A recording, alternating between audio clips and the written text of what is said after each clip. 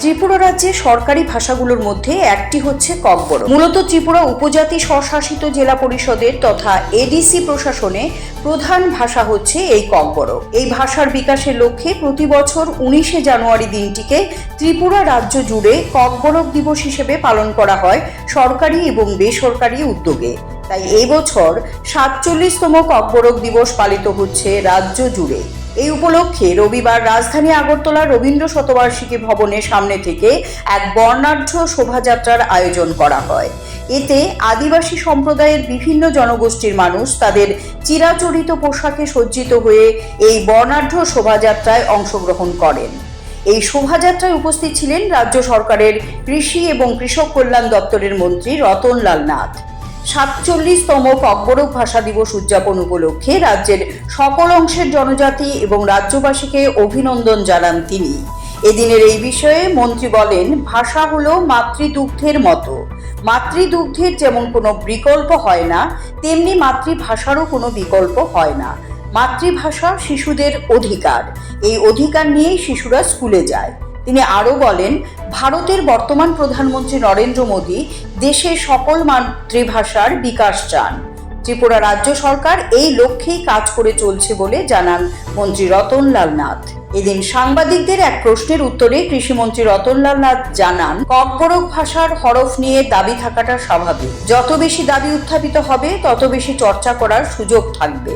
তিনি বলেন, দেশের সংবিধান অনুসারে কোন ভাষার হরফ বিদেশি, কোন ভাষার নয়, বরং কোনো রাষ্ট্রীয় ভাষাতেই চায় সরকার।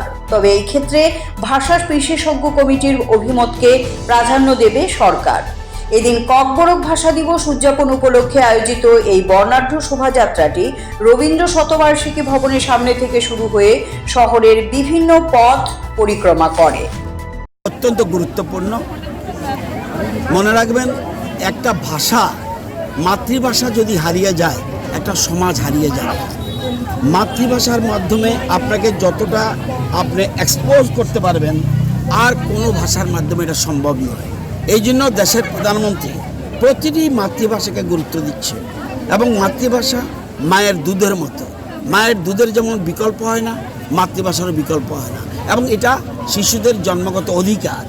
এই অধিকার নিয়ে তারা স্কুলে যায়। এই জন্য আমাদের বর্তমান সরকার, রাজ্য সরকার, আমরা প্রাইমারি থেকে শুরু করে ইউনিভার্সিটি পর্যন্ত আমরা ককবরক ভাষার একটা বিষয় হিসেবে আমরা চালু করেছি। আপনারা জানেন, ইউনিভার্সিটিতে ককবরক ডিপার্টমেন্ট একটা আছে এবং সেখানে পিএইচডি কোর্স পর্যন্ত হচ্ছে। এবং কলেজে আমাদের সময়ে, এই সরকার, রাজ্য সরকারের সময় আমরা 18টা পোস্ট প্রফেসরের নিয়োগ করেছি। 22টা পোস্ট ছিল এবং এসসিদের জন্য 4টা রিজার্ভ ছিল। তাহলে কি ককবরক ভাষা শুধু ককবরকবাসীর জন্য নয়, রাজ্যবাসীদের জন্য। এই যে এসসি রিজার্ভ, এই যে ইচ্ছা করলে 4 জন এসসি লোকও ককবরক সাবজেক্ট নিয়ে প্রফেসরে আসতে পারত। সুতরাং এই ভাষার আমরা প্রচার প্রসার, এটা আমরা বিকাশ, এটা আমরা চাই। এবং আপনারা জানেন, ককবরক ভাষার পিজিটি টিচার আমরা নিয়োগ করেছি, পিজিটি টিচার। আপনারা জানেন, টেট পরীক্ষায় আমরা ককবরক ভাষাকে ব্যবহার করেছি। CAD TV, channel for news and entertainment.